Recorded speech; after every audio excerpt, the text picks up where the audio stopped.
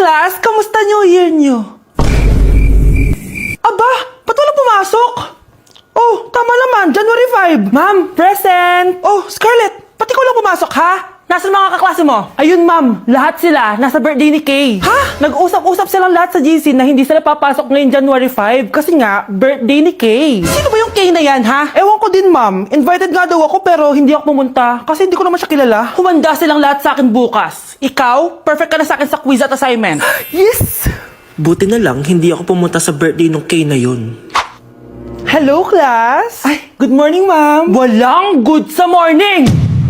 Sinong nagsabi sa inyo na huwag kayo lahat pumasok kahapon? May nakita kami sa TikTok, ma'am. Wala daw pasok kasi birthday ni Kay. Ah, TikTok? Mas naniniwala kayo doon kesa sa akin? Nag-announce ba ako? Lahat kayo, ia-absent ko at ibabagsak ko sa quiz. Si Scarlett lang ang may grade dahil siya lang ang nandito kahapon. Ayan, buti nga sa inyo. Ano, nag-enjoy ba kayo sa birthday ni Kay? Birthday ni Kay! Birthday ni Kay! Eh di happy birthday! Sino ba kasi yung Kay na yan, ha? Ako, si Kay. Hala, nandyan na siya. May problema ba kayo sa pagpunta nila sa birthday ko? Dahil hindi kayo pumunta sa birthday ko, mamalasin kayo ngayong 2026. Ha? Sa akin dapat yung 2026 eh! Hindi! Hindi! Hindi! This year, ang Christmas decor namin dapat aesthetic, mala Pinterest score. Minimalist but magical. Nay, ganito yung gusto kong Christmas decor. Need na lang natin ng ribbons, garlands, glitters, and maybe a glue gun. Tingnan mo, may ilaw pa sa bintana mo. Anong gusto mo, mag-parol show? Nay, trust the vision. Sige, basta, huwag kang gagastos ng bongga ha. Wow, ang ganda nito. Grabe, ang dami ng tao. Christmas season na nga talaga. Okay, good. Secured. Ayan, all added to basket na. Ayan, secured na talaga.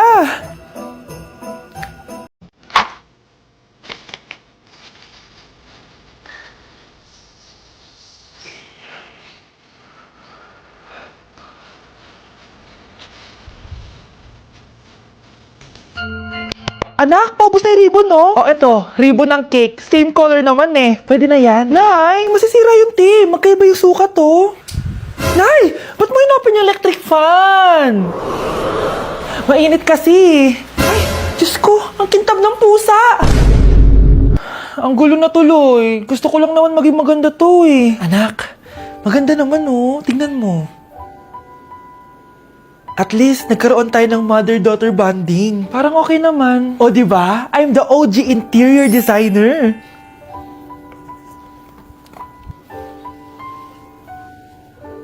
Hindi siya nagmukhang pang Pinterest dahil mas maganda yung ginawa namin. Eto, Nay, para sa'yo. Oh, ano to, anak? Nakita ko kasi yan sa National Bookstore. Tapos naalala ko, di ba gusto mo ng planner na galing sa mga coffee shop? Kaya binili ko na yan. Baka maging acidic pa tayo kakakapin natin. Makuha lang yung planner na gusto mo. Tsaka binilhan din pala kita ng pouch. Lagayin mo na kung ano-ano, Nay. Oh. Aw, thank you, anak. Welcome, Nay. Ayoko talaga sa kanya. Bes, ayan siya oh, yung pet peeve mo. Hi. Panira ng araw. Okay, class, break time muna tayo. Hala, naiwan kay baon ko pagkain. Scarlett to, may sobra pa ako. Baka gutom ka na. Talaga? Bibigyan mo ko? Oo, ano ka ba? Gusto ko maging close tayo. Parang bumabait tong pet peeve ko ah. Hala, may quiz pala tayo. Bes, sabay tayo mag-review mamaya ha? Naku, sorry Bes. Kakain kasi kami ng jowa ko mamaya. Di mo ba kaya mag-isa? Ano ba yan? Ako na lang, sabay tayo mag-review. Tsaka, may reviewer din ako dito oh. Ayan na naman siya. Sure ka? Ako talaga yung gusto mo kasabay mag-review? Oo naman, ba't naman hindi? Idol nga kita kasi ang talino mo eh. Sige na nga. Okay class, para sa activity natin today, pili kayo ng partner nyo. Bes, partner tayo ah. Sorry na Bes, partner na kasi kami ng baby loves ko eh. Partner na kami ng baby loves ko eh. Tayo na lang yung partner, Scarlett. Ikaw na naman. Buti ka pa, gusto mo ako makapartner. Ayan, perfect! Partner kayo ng pet peeve mo. Ha? Bes, pet peeve mo pala ako? After mo siraan sa amin yan, BFF na kayo ngayon? Ah, Samantha! Samantha? Magpapaliwanag ako. Oh, ba't nandito ka? Pet peeve mo ako, di ba? Umalis ka na. Oo, pet peeve kita. Dati. Kasi ang sungit mo sa akin eh. Tapos palagi mo ako iniinis. Alam mo kung bakit? Kasi gusto kita. Ha? Wala. Never mind. Samantha! Okay, class! Na-miss nyo ba ako? Bumalik na si ma'am! At dahil first meeting natin, hindi muna ako magli-lesson. Gusto nyo ba yon? Ma'am, pwede po kami kumain sa kantin? Sure! Oh, yung mga gustong kumain, kumain na. Gawin nyo na lahat ng gusto nyo gawin. Basta, today lang yan ha. Next week, magli-lesson na tayo. Grabe, ang bait talaga ni ma'am, no? True, be. Kaya favorite ko yan si ma'am eh. Tara na, kain na tayo. Okay, class. What is the powerhouse of the cell? Scarlett? Ano ba yun? Starts with letter M. Mitochondria? Very good! Kaya mo naman pala eh. Thank you, ma'am.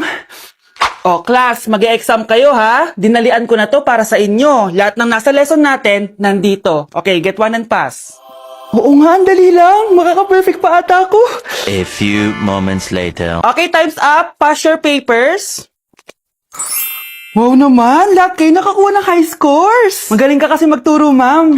Okay, class, dahil Friday ngayon, gusto ko mag-enjoy kayo sa weekends. Kaya naman, hindi ako magbibigay ng assignment. Yes, thank you, ma'am. Makakagala ako. At isa pa, class, malapit ng mga anak si teacher, oh. Magli-leave muna ako ng ilang months. Ha? Habang wala ako, si Ma'am Diana muna ang papalit sa akin. Maging mabait kayo sa kanya, ha? Hi, class. Namiss niyo ba ako? At dahil first meeting natin, may surprise quiz kayo. Nandito na naman yung pet peeve ko. Hindi! Hindi! Anak, nakita mo ba yung cellphone ng tatay mo? Nilagay ko dun sa loob ng kabaong niya bago siya ilibing. Ha? Ba't mo naman ginawa yun, anak? May mga importante laman dun. Baka sakaling buhay pa siya para matawagan niya ako. Ay, Diyos ko talaga tong batang to.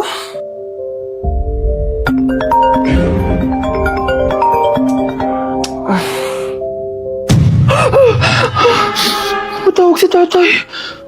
Nay, kailangan natin pumunta sa sementeryo. Tumawag sa akin si tatay. Anak, pwede ba? Wala akong oras makipagbiruan sa'yo. Marami pa ako tatapusin trabaho. Pero nay, pag di ka pa tumigil, kukunin ko yung cellphone mo. Tay, sumagot ka. Alam kong buhay ka. Sa lahat ng pwede kong makita, ikaw pa talaga. Jessica, tinatawagan ko lang tatay ko. Nababaliw ko na talaga, no? Patay na tatay mo, di ba? Baliw. Hindi, buhay siya.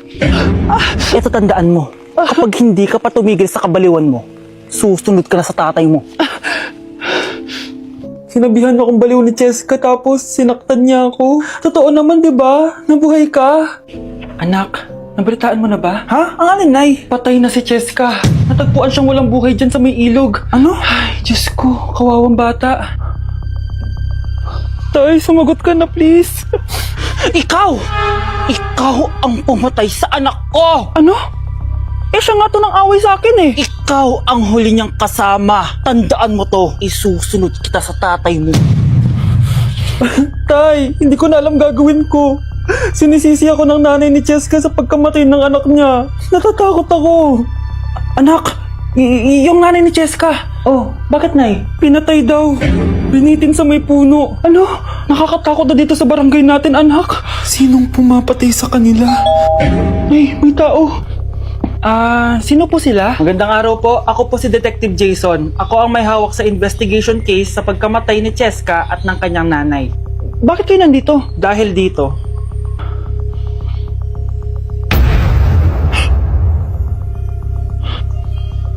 Nay, ikaw pumatay sa kanila? Oo, anak.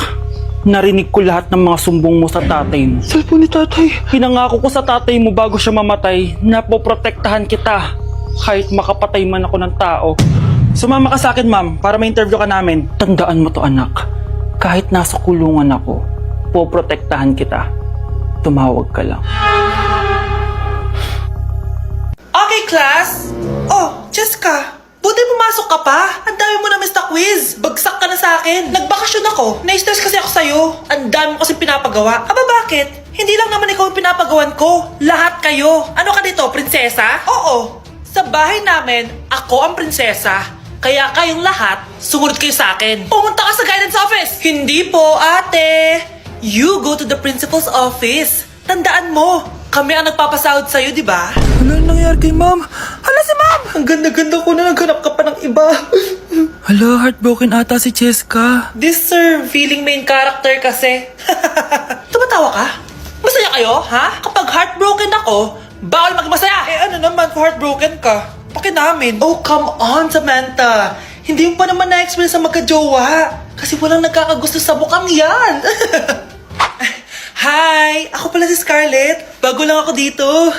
Oh, pake ko. Tsaka tanggal mo nga yung makeup mo. Dapat ako lang yung maganda dito sa school. Sino ka ba para utusan ako? Feeling main character? Kadiri? Anong sabi mo? Mag-sorry ka sa akin! Sorry! Not sorry. Tsaka mukhang asin kapag may ibubuga ka na. Nakahanap din ng katapat si Cheska. Walang yatong babaeng to. Ako ang main character dito sa school. Bye! Humanda ka sa akin. Tay? O anak, si nanay kasi kahapon pwede umuwi. Ano na kaya nangyari doon? Busy lang yung nanay mo. O siya, may good news ako sa'yo. Malapit na tayong yumaman. Anong ibig sabihin nun, Tay? Basta, hintayin mo na lang. Opo, Tay. Mabibili mo na lahat ng gusto mo, anak. Nasaan na kaya si nanay? The subscriber cannot Nay, be reached. sumagot ka! Please try again later. Anak, may aasikasuhin lang ako para yumaman na tayo. Ikaw munang bantay ng bahay, ha? Tay, si nanay kasi ilang araw nang di umuwi. Wala ka pa rin bang balita sa kanya? Scarlett, di ba sabi ko sa'yo busy ang nanay mo? Babalik din yun, huwag ka mag-alala. Sige na, ha? Kainis, wala na naman signal. Kailangan ko tawagan si nanay. Naku, Mara, tigilan mo na ako, ha? Scarlett? Aling Rosa? Bakit po? Bakit nandito ka? Hindi ba dapat nasa burol ka ng nanay mo? Burol? Nagjo-joke ka ata, tita. Buhay pa yung nanay ko. Eh, kakagaling ko lang dun eh. O eto, hindi ba't nanay mo yung nakaiga dyan sa kabaong? Scarlett, anong ginagawa mo dito sa labas? Tay, explain mo to. Bakit nakaburol si nanay, ha? Kaya siguro hindi siya umuwi ng ilang araw? Huwag niyo ko ikulong! Hindi ako scammer! Itigil niyo na yan! Hindi si nanay ang scammer. Pero nasa bahay na to, ang totoong scammer. Hoy bata, huwag kang mangialam. Wala ka namang ebidensya. Pero nay, alam ko hindi ko yung scammer. Tara na, sumama ka na sa akin. Mga anak, aayusin ko to ha. Babalik din ako, okay? Kung sino man sa inyo yung totoong scammer, umamin na kayo! Nakulong si nanay, di ba? Ate, walang may gustong makulong si nanay. Tsaka bakit kami lang tatlo sinisisi mo? Eh baka ikaw talaga yung totoong scammer. Imbes na magsisihan tayo, magtulungan na lang tayo para kay nanay. Malalaman ko rin ng totoo. Delivery po! Gabi na, may nagde-deliver pa? Kuya, kaninong parcel yan? Kay Susan po ulit. Ha? Ano nangyari yun? Eh nasa kulungan na si nanay. Aba ma'am, hindi ko po alam. Taga-deliver lang po ako eh. Sige na po. Oh, nasa gitna yung kalaban ha? Hoy, ayusin mo na itong mga damit mo. Ilagay mo muna dyan sa kama. Oh, ayun na! Paano na naman ito laman ng parcel na to? Nakakainis, talo na naman.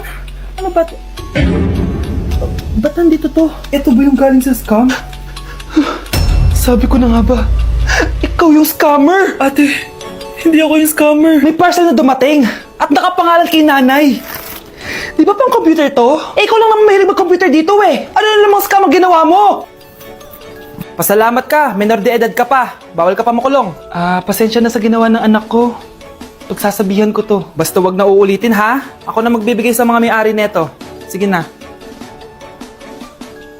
Ang galing mo talaga. O ito, sino to cellphone? Akin tong pera. Mas kailangan ko to. Galingan mo pang mang scam para mas marami tayong makuha. Bahala sa'yo. Makakaasa ka. Gagalingan ko pa.